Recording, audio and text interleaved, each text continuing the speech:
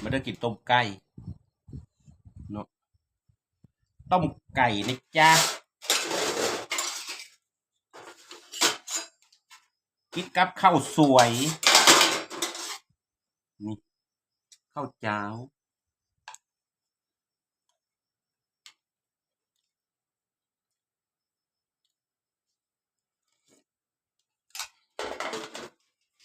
เขาจะเบิ่งในพักหนามนะเพื่อนเขานั้นอยู่บ้านเกิดเมืองนอนเขายังไม่ได้งามเท่านี้นะอยู่บ้านเขาซ้ำนี้ละ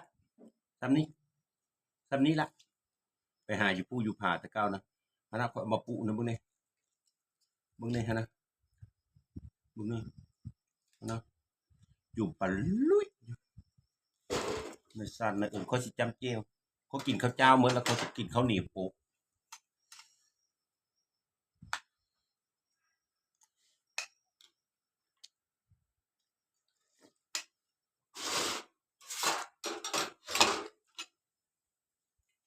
ตื่มันผู้ไทยเนี่ยตื่ใกล้ตับมันตัวนี้นะ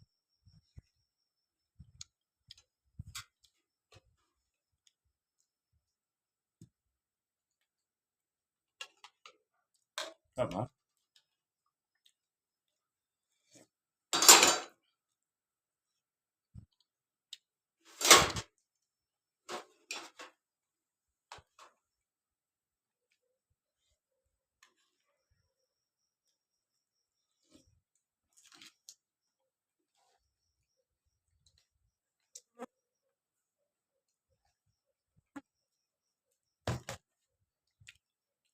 กินข้าวเหนียวโป๊กมันจำเจ็บไปได้ตักหนามเชื่อไหมกินดิบแซ่บกว่า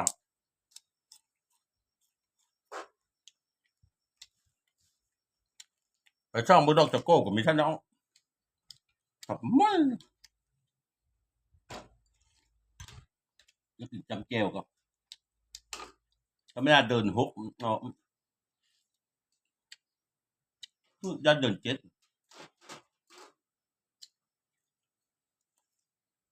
งงก่อนบ้านเจ้ามีอ่ะ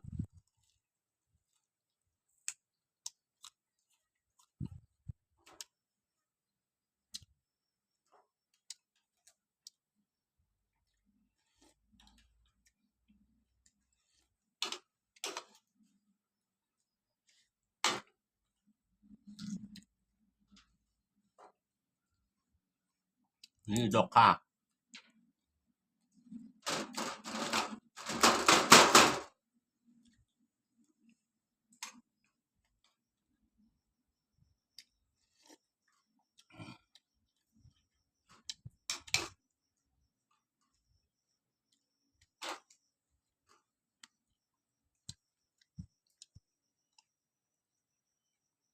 จักเท่ามีเท่า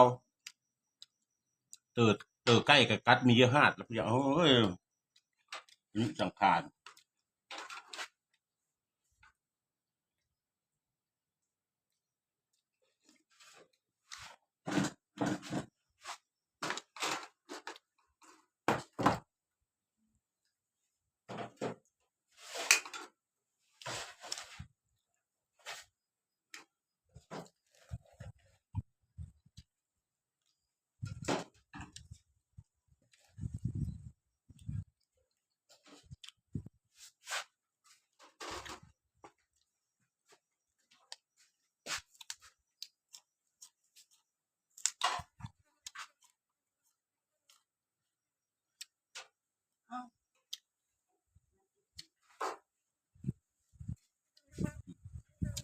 น้ำถึง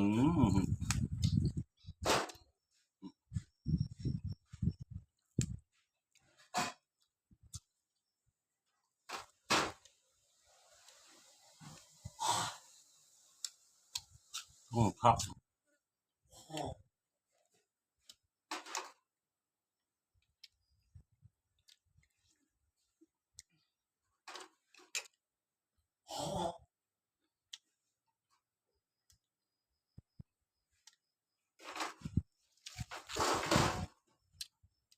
นี่เบอร์กอก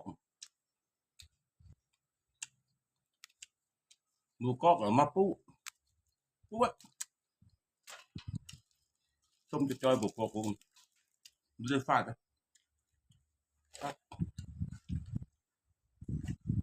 ดอกกกน่ะฟาดนี่บ่นี่ส้ม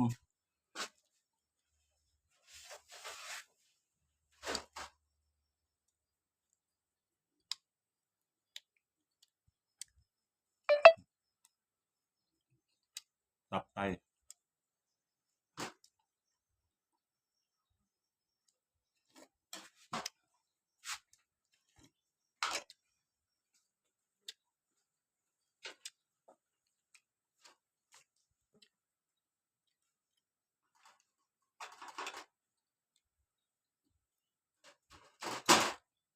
นี่ของตัวเองมีเยอะแต่ข้าวมีของตัวเองโอ้ยขึ้นตลาดมักที่ชาวพันธุ์ก็ซื้อได้อันนี้ไปดูทางมันมีของตัวเองเนาะ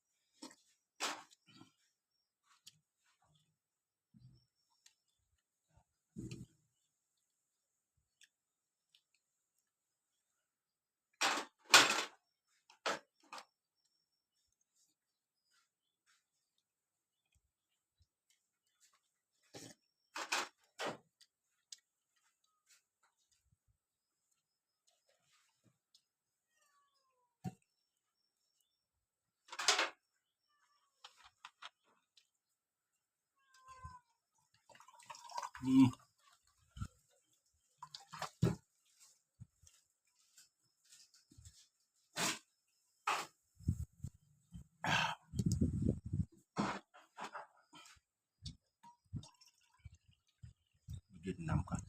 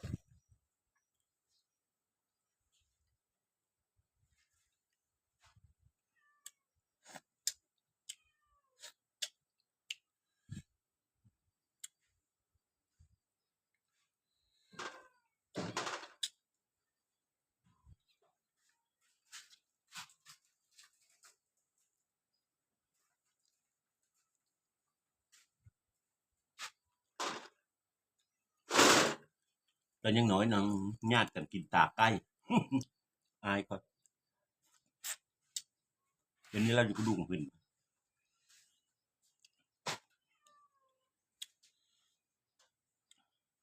Facebook จักเพิ่นเป็นตะกี้เลยแซงมากมิดสมอยสงสัยมีปัญหา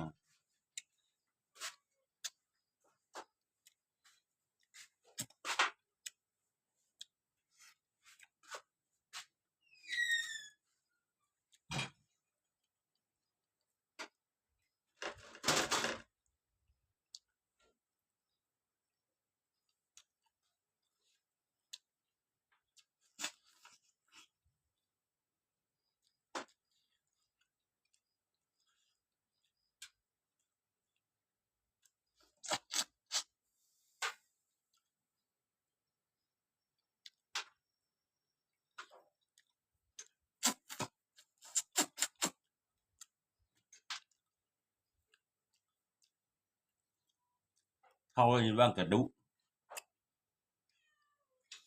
น้อยกินได้จ้ะแต่ได้เขาป้าแล้วก็ให้กระดุหูใกล้มันจะย้ายมาทำนี่ยำบุก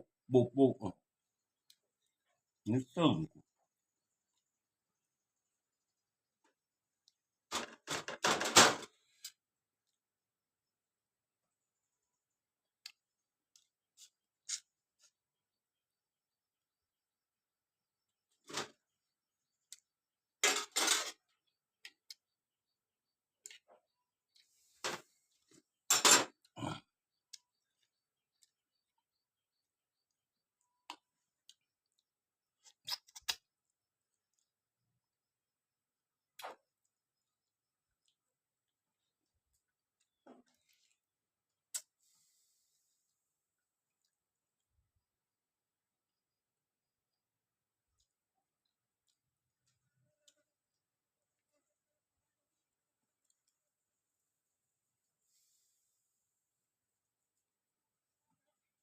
เนี่ยหูกินฮอดกระดุ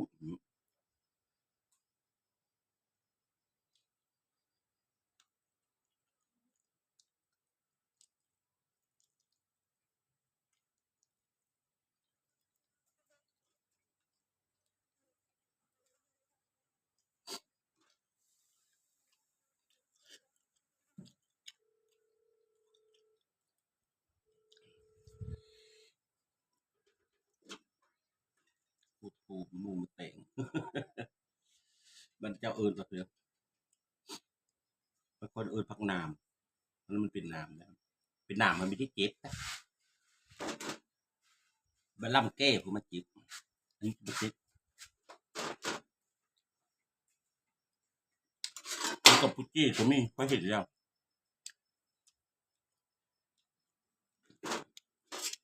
เป็นทหารเขาไปเคิร์ดเนาะเขาเลาะโหยเป็นจะปลาพักนามเถอะกับปุจี้ก็มีแต่แต่เดนทิศกับไทยก็เห็น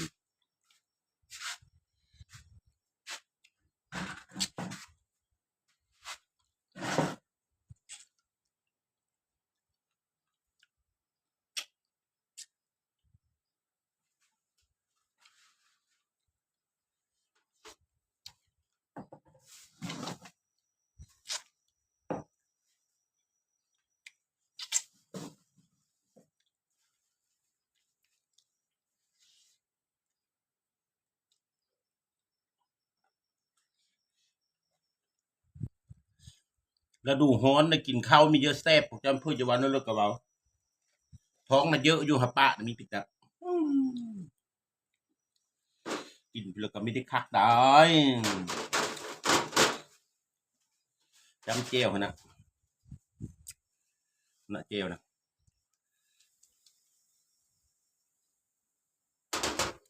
แก้วแต่ก็ไม่ได้เผ็ด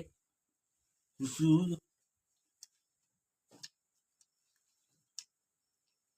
มันคือแจ้วมักคือเขาปุธรรมชาติบ้านนอกเนี่ยมันเอาไปมาหวานทั้ง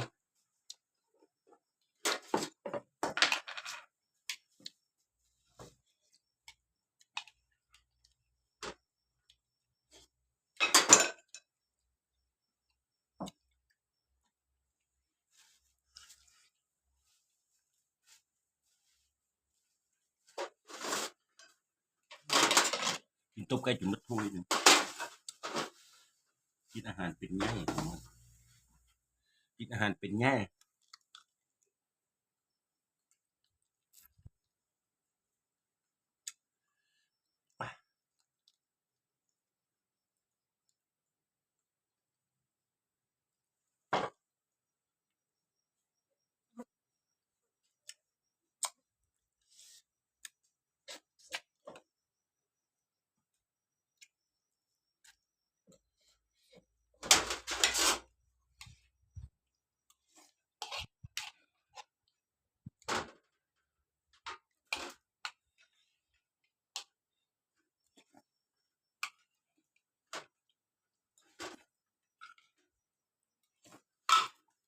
ยกบริบูรณ์